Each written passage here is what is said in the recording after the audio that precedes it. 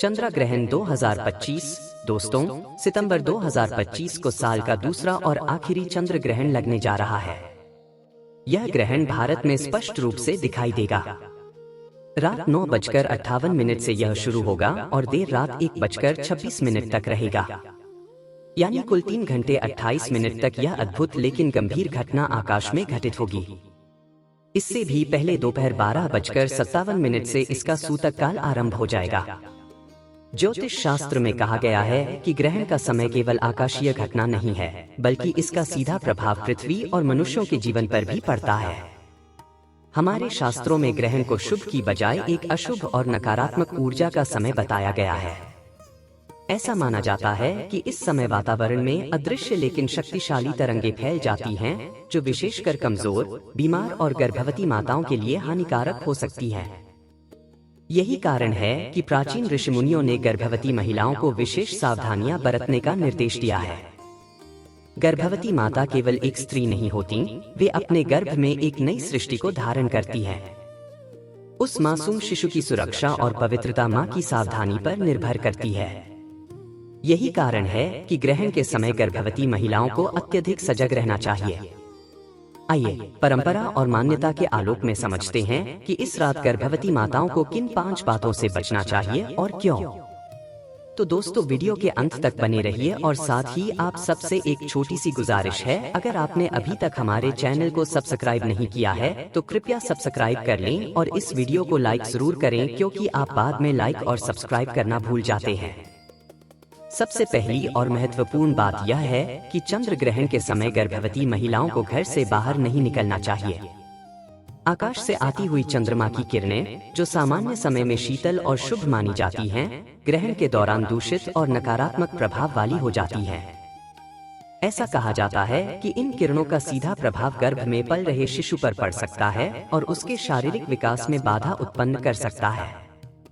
इसलिए इस रात खिड़कियां और दरवाजे बंद रखना, पर्दे डालना और घर के भीतर ही रहना श्रेयस्कर होता है। दूसरी सावधानी है नुकीली वस्तुओं का प्रयोग न करना। हमारे शास्त्रों में स्पष्ट उल्लेख है कि ग्रहण के दौरान गर्भवती महिलाओं को कैंची, चाकू, ब्लेड या किसी भी प्रकार के तेज औजार का इस्तेमाल नहीं करना चाहिए। इसका कारण केवल धार्मिक ही नहीं बल्कि व्यावहारिक भी है। इस समय वातावरण में नकारात्मक ऊर्जा इतनी प्रबल होती है कि थोड़ी सी भी लापरवाही मां और गर्भस्थ शिशु के लिए घातक हो सकती है। पुरानी परंपराओं में यह भी कहा गया है कि ग्रहण के समय नुकीली वस्तुओं से कोई काम करने पर शिशु के शरीर पर निशान आ सकता है या उसका अंग विकृत हो सकता है। चाहे यह आस्था हो या अनुभूत सच्चाई, लेकिन हमारी दादी नानी पीढ़ियों से इस नियम को मानती आई है। तीसरी और बहुत महत्वपूर्ण बात है भोजन से जुड़ी। ग्रहण और उसके सूतक काल में भोजन पकाना और खाना वर्जित माना गया है। हमारे ऋषि मुनियों ने हजारों वर्षों पहले ही यह अनुभव किया कि ग्रहण के दौरान वातावरण में ऐसी तरंगें फैल जाती हैं जो भोजन को दूषित कर देती हैं। आज विज्ञान भी मानता है कि ग्रहण के समय भोजन में सूक्ष्म जीवाणुओं की वृद्धि अधिक तेजी से होती है। यही कारण है कि गर्भवती महिलाओं को विशेष रूप से इस दौरान भोजन से बचने की सलाह दी जाती है। अगर बहुत जरूरी हो तो पहले से पका हुआ सात्विक भोजन थोड़ी मात्रा में ग्रहण कर सकती हैं, लेकिन उसमें तुलसी पत्ती डालना न भूलें।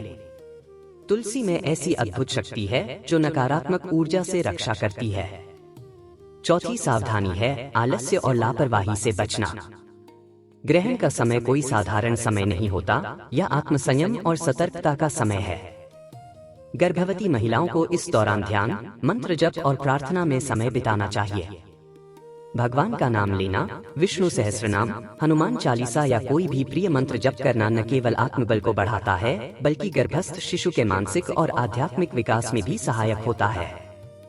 पांचवी और अंतिम सावधानी है ग्रहण की समाप्ति के बाद स्नान और शुद्धि करना। जैसे ही ग्रहण खत्म हो, गर्भवती महिलाओं को स्नान करना चाहिए, स्वच्छ वस्त्र पहनने चाहिए और ईश्वर की आराधना करनी चाहिए। यह शुद्धि प्रक्रिया शरीर और मन दोनों को पवित्र कर देती है। माना जाता है कि इससे ग्रहण का नकारात्मक असर दूर हो जाता है। अब सोचिए, यह सारी परंपराएं केवल डराने के लिए नहीं बनाई गई। इनके पीछे गहरी आध्यात्मिक और वैज्ञानिक सच्चाई छिपी है। गर्भवती माँ की सुरक्षा केवल उसी की नहीं बल्कि उस नन्ही जान की भी है जो उसके भीतर पल रही है। यही कारण है कि समाज ने उन्हें इस विशेष समय में अत्यधिक सावधान रहने की सीख दी। ग्रहण का यह समय नकारात्मक ऊर्जाओं का समय है, लेकिन अगर इसे सही ढंग से बिताया जाए तो यह आत्मशुद्धि और भगवान के स्मरण का एक अद्भुत अवसर भी बन सकता है। गर्भवती माताओं को इस दौरान भयभीत नहीं होना चाहिए, बल्कि ईश्वर पर भरोसा रखकर अपने मन को शांत और प्रसन्न बनाए रखना चाहिए। अंत में इतना ही कहना उचित होगा कि चंद्र ग्रहण एक खगोलीय घटना जरूर है, लेकिन भारतीय संस्कृति ने इसे केवल आकाशीय खेल नहीं माना। इसमें मानव जीवन की गहरी भलाई छिपी है। हमारी परंपराएं हमें यह सिखाती हैं कि जब भी आकाश में कोई ऐसा परिवर्तन होता है तो हमें अपनी जीवन शैली को उसके अनुरूप ढाल लेना चाहिए। यही सच्चा धर्म है, यही सच्चा विज्ञान है।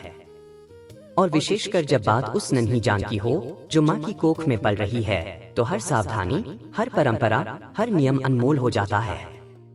तो इस 7 सितंबर को जब रात का आकाश ग्रहण की छाया से ढक जाएगा, तब हर गर्भवती माँ को चाहिए कि वह अपनी कोख की सुरक्षा के लिए इन सावधानियों का पालन करे। यह केवल उसकी जिम्मेदारी नहीं है, यह सृष्टि की उस अद्भुत प्रक्रिया की रक्षा है जिसमें ईश्वर स्वयं हर बार एक नए जीवन का सृजन करते हैं। तो दोस्तों, यदि आपको आज की यह जानकारी पसंद आई हो तो वीडियो को लाइक और शेयर जरूर करें। साथ ही चैनल पर नए हो तो हमारे चैनल को सब्सक्राइब करना बिल्कुल भी ना भूलें। धन्यवाद।